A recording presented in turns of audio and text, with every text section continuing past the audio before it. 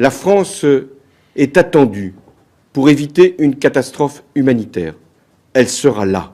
Vu l'urgence, j'ai décidé d'agir immédiatement, c'est-à-dire dès ce soir.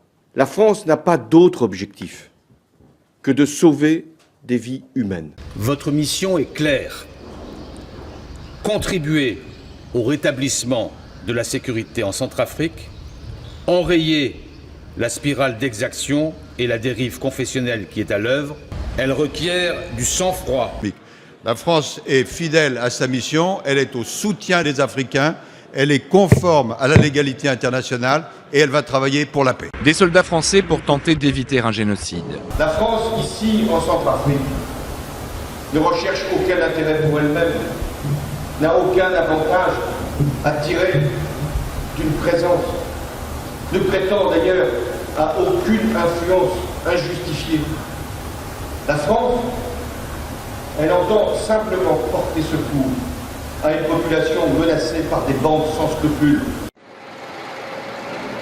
Les troupes françaises entament le désarmement des anciens rebelles de la Séléka, proches de l'ex-président Bozizé en Centrafrique. Non à la France. Voici le mot d'ordre de la manifestation qui s'est déroulée hier à Bangui. 1 millier de musulmans étaient réunis pour protester contre l'armée française. Nous avons vu l'intervention de la France. Nous pensons que la France est intervenue pour sécuriser tout le monde. Mais nous sommes surpris de voir que les Français désarment seulement les Séléka et laissent les anti-Balaka pour venir encore nous massacrer. J'accuse la France. Je peux témoigner que l'armée française a désarmé des civils musulmans et les a laissés se faire massacrer par les chrétiens. Ces civils, avec un gars militaire. Au nom de la République française, je vous fais chevalier de la Légion. Ce n'est pas normal que la France laisse faire de tels agissements alors qu'elle est censée sécuriser le pays. La France, témoin des massacres, la polémique enfle à Paris, le ministre de la Défense réplique. Nous sommes très actifs dans ce que j'appelle le désarmement impartial. Le désarmement impartial, ça veut dire que les ex-Séléka et les ex-anti-Balaka posent les armes et qu'ils soient protégés une fois que les armes soient posées et que cela n'entraîne pas des vengeances ou des représailles de tel groupe sur tel autre. Parce qu'il y a des extrémistes de part et d'autre et qui jouent contre la population centrafricaine, quelle que soit sa confession. Une impartialité de principe contredite par la réalité du terrain. Nouveau tournant dans la crise. 3 jours après le début de son intervention sous le mandat de l'ONU, l'armée française commence à désarmer les milices musulmanes de la Séléka.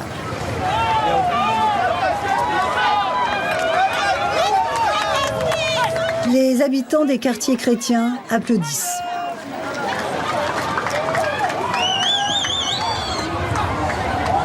Et dans ce bâtiment, les Français ont découvert un véritable arsenal. Ils confisquent tout. Les miliciens de la Séléka, parqués à distance, assistent à la scène impuissants.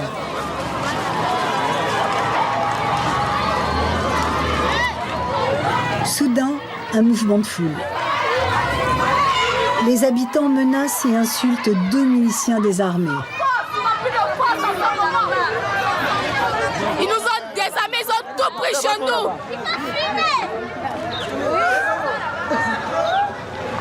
De l'autre côté, un autre milicien arrive avec une valise. Panique chez les militaires français.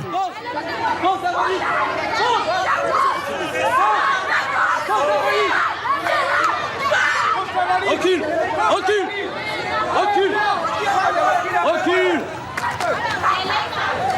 Recule! Il est aussitôt arrêté et conduit à l'écart.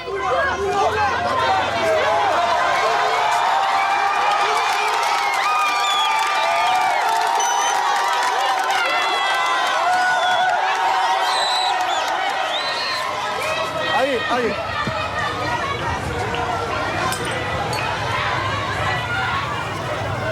Dans cette maison, les Français ont déjà arrêté d'autres miliciens.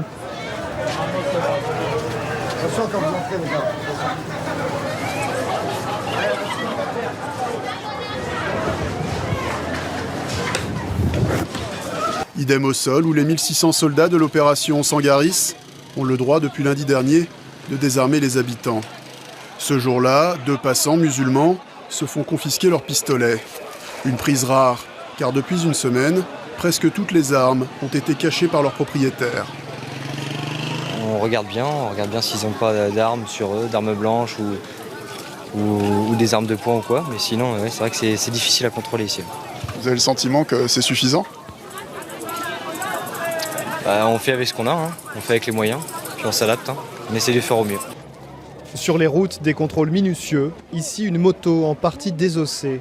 Sous le siège, les militaires vont trouver un long couteau dissimulé.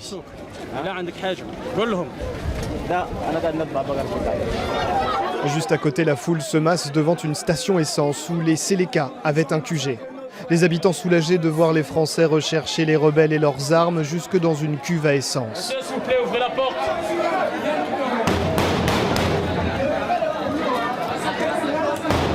Armée française, ouvrez la porte.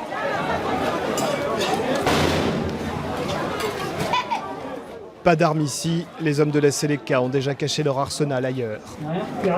Dans ce quartier majoritairement chrétien, plus personne ne veut entendre parler des rebelles de la Séléka qui sont tous musulmans, alors quand 2 hommes en djellaba passent, la foule va les lyncher.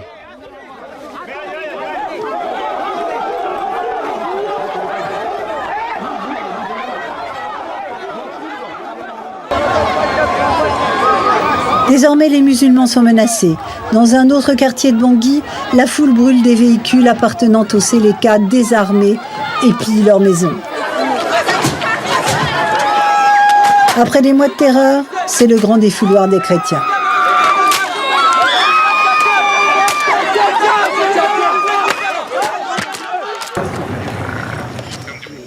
En brousse, le caporal Rombo n'a pas renoncé à attaquer Bangui.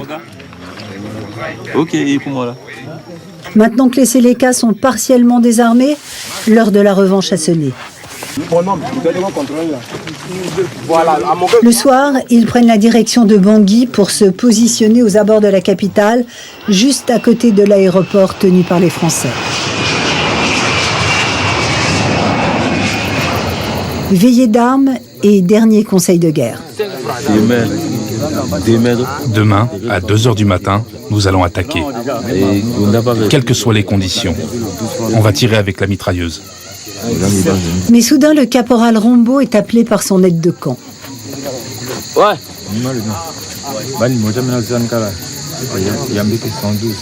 Et quand il revient, changement de programme. On m'a dit de ne rien faire demain. Ils m'ont dit qu'il y avait des mercenaires tchadiens et soudanais qu'ils sont en train de désarmer. Quand les Séléka seront désarmés, les Français vont nous laisser rentrer. Demain, la France va attaquer le quartier musulman. Et nous serons derrière pour coincer les gens qui fuiront. On parle aussi des scènes de vengeance qui sont décrites par un certain nombre de journalistes sur place qui relayent ces informations sur leur compte Twitter. Souvent, Adrien Jaulm est reporter pour Le Figaro. Il évoque à Bangui la foule qui s'en prend à des musulmans juste après qu'ils aient été désarmés par des troupes françaises. Exactement, ou à peu près le même témoignage, celui de Nicolas Bertrand, qui lui est l'envoyé spécial de France Télévisions. Une foule de chrétiens était en train de lyncher 4 musulmans. Plusieurs coups de feu, les 2 camps s'éloignent. Et puis, même tonalité avec ce tweet d'Alex Thompson qui, lui, travaille pour Channel 4.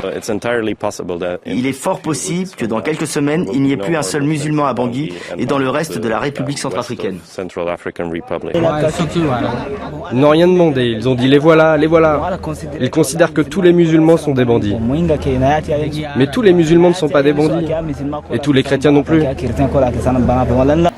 Des jeunes ont voulu couper le bras de Pascal. Il est chrétien, mais sa mère est du Nord. Il dit avoir des traits qui le font ressembler à un musulman. Les Centrafricains, mon frère, je sais pas, mais c'est honte. C'est honte pour nous, les Centrafricains. En prévision des combats, les chrétiens continuent de s'entraîner. Ils semblent mieux armés avec davantage de fusils mitrailleurs.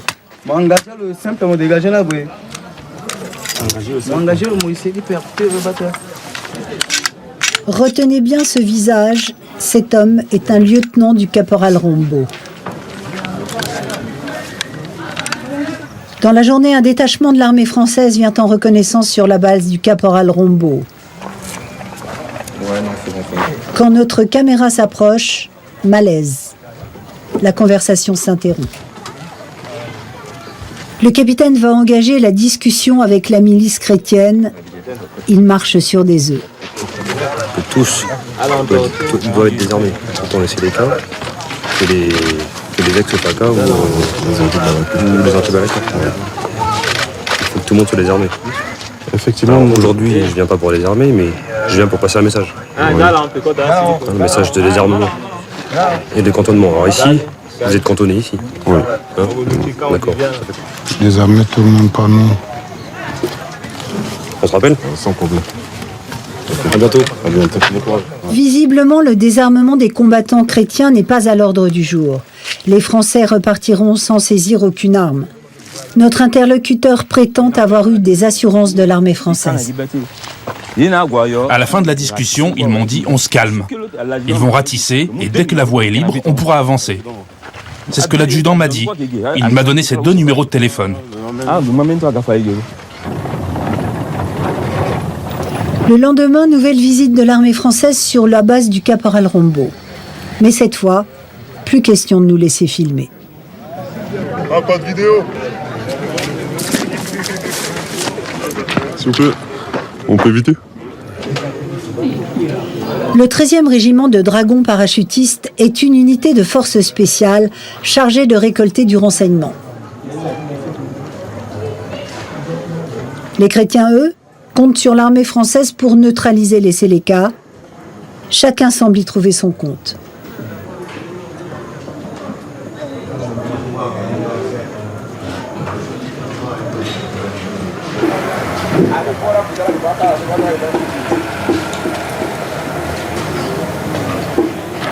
Quartier chrétien de Catin au nord-ouest de Bangui, une patrouille de l'armée française a bouclé le secteur. Là, a priori, d'après un renseignement population, à environ 200 mètres dans cette direction-là, il y aurait un groupe rebelle qui terrorise la population la nuit et qui détient pas mal d'armement. Voici l'homme qui a alerté l'armée française. Vous aidez les militaires français à faire leur travail? On monte la maison des musulmans, c'est les cas avec l'armée française pour faire le travail. C'était ça. En réalité, cet informateur n'est pas tout à fait un habitant du quartier.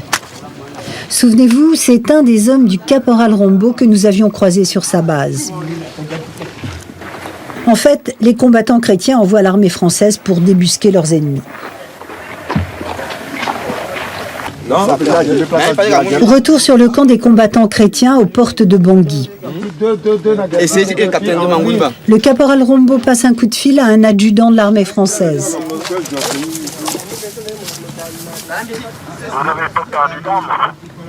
Non, on n'a pas perdu d'armes. Notre arme est restée avec nous, mais on a un problème de munitions là. Mais j'aime mieux que... Est-ce qu'on peut on peut se rencontrer aujourd'hui ou demain? Bah ok, j'aime mieux qu'on se rencontre dans l'après-midi là. Ouais. Ah, j'ai beaucoup de choses à vous dire. 15h, 15h30. Ok. On fait comme ça? Oui, merci. Ok, alors à tout à l'heure. D'accord. Rendez-vous est pris, la réunion a lieu sur la base du caporal Rombo, loin de nos caméras. Nous n'avons pas le droit d'y assister.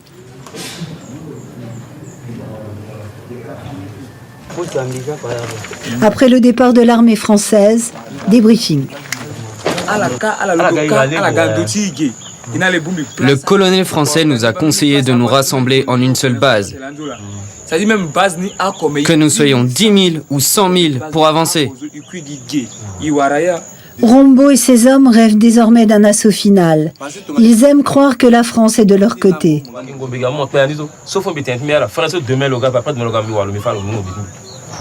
Ce soir-là, ils pensent avoir démasqué un traître dans leur rang. L'homme passe un mauvais quart d'heure.